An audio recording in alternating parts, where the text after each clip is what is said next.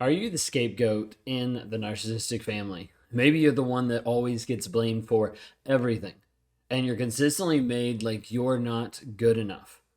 Does this happen to you? Is this a part of your life? Today, I want to talk through the aspect of scapegoating and how it actually shows up in the narcissistic family, how it shows up, and how it's affected you over such a long period of time. If you guys are new here, my name is Ben Taylor. I'm a self-aware narcissist. I am the founder of Raw Motivations, the creator of the NARC app, and your guide in the 7-day challenge, which is called Escape Toxicity, giving you some of the tools and concepts and starting plans of moving forward and breaking free mentally and emotionally from that toxic person. And check that out today. You can go to escapetoxicity.com. And just for a moment, like if you could just take any of the information that you hear today or in any of the videos we've done and just share it with somebody. You never know, someone that you might share this to might be going through this exact problem or one similar to it in the realm of abuse that you don't realize. And when you share this with people, they start to realize there's different aspects, different people in their lives, different situations that they're in that they can get out of. But they don't know that it's abuse because it's what they've been used to for such a long period of time.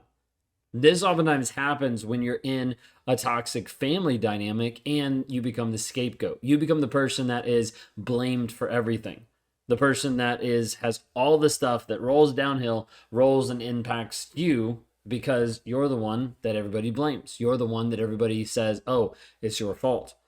Now, this might not be overt of saying it's always your fault, but it's still this aspect of making sure that there's always a price to pay, and that price is always going to be paid by you. Not by the golden child, not by a different child, not by another person in the family or in the relationship, but you. You end up being the scapegoat that ends up getting blamed for everything. So I want to talk first and foremost about the burden of blame. You get to the place where you're constantly being blamed for problems and for shortcomings. Not even necessarily that are your own, but just problems and shortcomings that have to get pushed on you so that other people feel better about themselves. You might see this in aspect of where the family has this dysfunction, or it doesn't seem like it's working or functioning or healthy in a good sense. And as a result, all of that gets pushed onto you, of it being your fault, of it being something that's wrong with you, of you being the one that gets the brunt of the issues in the relationships. So you end up being criticized for the things that you do, the things that you say. You get undermined and devalued. And you often get to the place where you're responsible for the issues. Now, this is key in this type of relationship and in the relationship that you're going to form with someone else or the relationship that you're in right now. And it happens over and over where you're getting blamed for someone else's problems or you're getting blamed for someone else's decisions. This is where it's not your own decision, but the other person is saying, this is your fault because I did this. It's because of you. And always putting it back on you. We see this a lot in relationships. And if we look back at childhood, a lot of times we'll see this where the parents did this. They used that kid as a scapegoat to be able to push off the negative energy, the negative feelings, the negative things that they were experiencing and put it on you.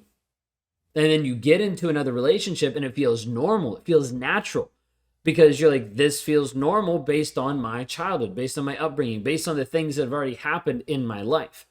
And so oftentimes when you're scapegoated early on in your life, you end up getting with another person down the road that is toxic as well because of the fact that it feels normal.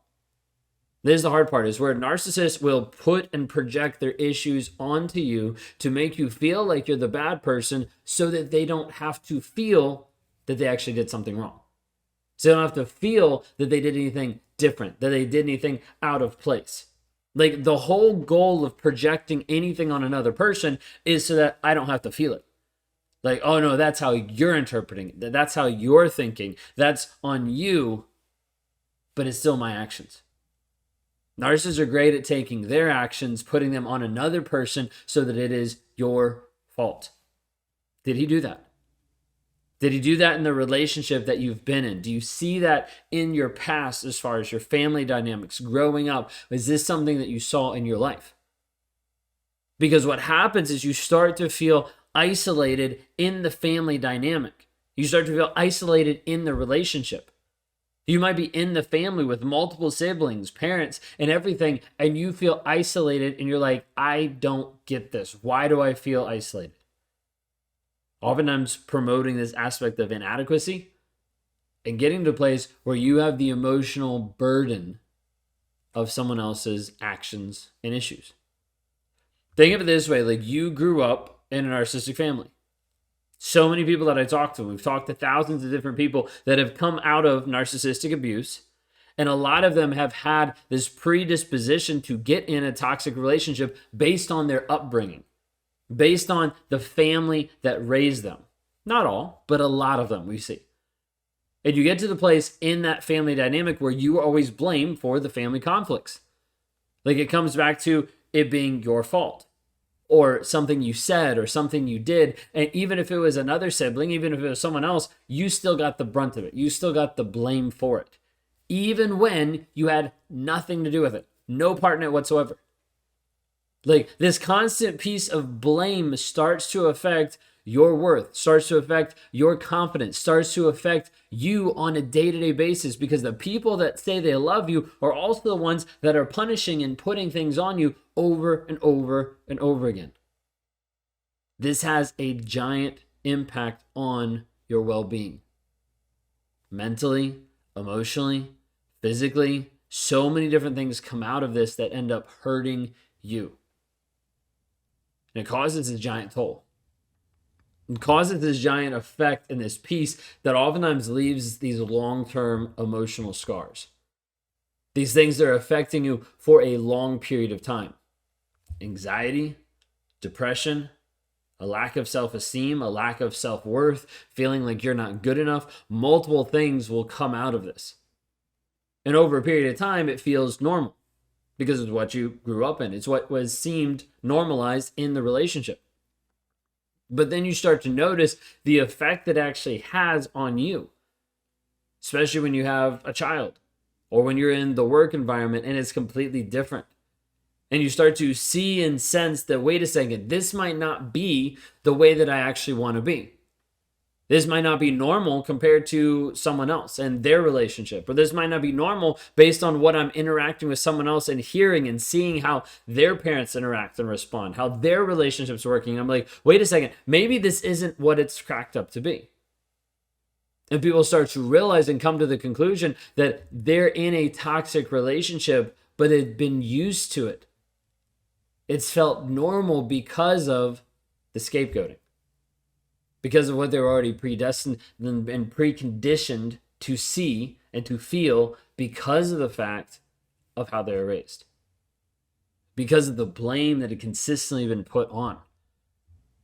The consistency, the consistent blame, the negative reinforcement, it takes a toll on your mental health. How has that done that for you today? Leave a comment in the below of like, this is how it's affected me today. Maybe you're at the place with the stress and the anxiety that has brought you to the place of having autoimmune disease. Maybe you suffered hair loss. Maybe you're at the place where that stress is starting to rack your emotional and physical and spiritual body over and over and over again to a place where you're like, I don't even want to get up in the morning.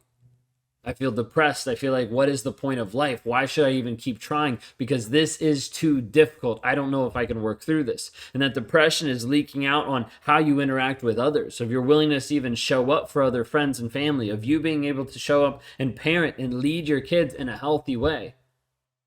And if you take a close look at it, you start to realize that all of this has been from someone else projecting and putting something on you that's not true. Maybe you're at the place today, you're watching this and you feel completely unworthy of anything. Unworthy of being able to take time for you. Unworthy of being able to invest any amount of time, energy, money in you because you've had to do so much for the other person. Like it feels like a struggle to even form healthy relationships outside the family dynamic, or else you get in trouble. Like you spending time on you or developing you, that is the end of it. The frustration, the annoyance, the concepts that come out from the other person, that it's like, you do this and you don't care about me. And you see this where people will take all of your time and attention and put it on one particular person or one particular thing. And oftentimes the narcissist is going to take things that are not your fault and blame you for them to keep you confused and keep you controlled. That's what it is. Sometimes people are like, I don't get it. Like, why does he keep doing this? I'm like, to keep you confused and to keep you controlled. Because if he can keep you confused, then you won't make a move to actually be free. And as a result, you stay controlled. You stay locked into the relationship and you will not be free. People are like, I just want to be free. Then we need to get you clear. Because without clarity, you cannot make a decision that produces action that actually gets you free from the toxicity. And you will remain stuck for a long period of time. If we can help in that clarity, please reach out for help.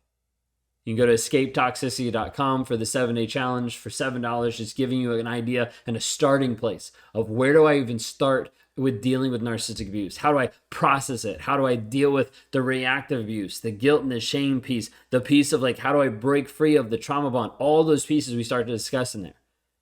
You can go to escapetoxicity.com. If you want to work with me one-on-one, you can go to rawmotivations.com. Would love to be able to help you as we move forward in your growth, in your healing, and in your development.